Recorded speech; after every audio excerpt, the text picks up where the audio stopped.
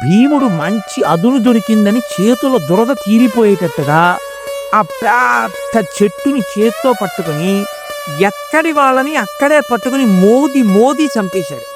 105 మాంసపు ముద్దలైపోయారు. వాళ్ళకి ఎలా కనపడ్డాడంటే ఆ వేగంతో అంత రక్తపు మరకలతో ఒక్కొక్కళ్ళని కొడుతూ దూకుతూ కొడుతుంటే 105వ వాడు చచ్చిపోయే వరకు కూడా వాళ్ళకి ఎలా కనపడ్డారంటే 5 కొడుతున్నట్టే కనపడ్డారు. అంటే ఎంత వేగంతో కదులుతూ చెట్టు పెట్టి కొట్టాడో మీరు ఆలోచించారు.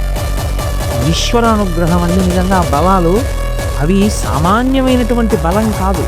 చీకట్లో ఒక్కడ తప్పుకు పారిపోతే చాలు, అందులో 105 చంపేశాడు. చంపేసి ద్రౌపదీదేవి దగ్గరికి వచ్చి ఆవిడ కట్లు విప్పాడు.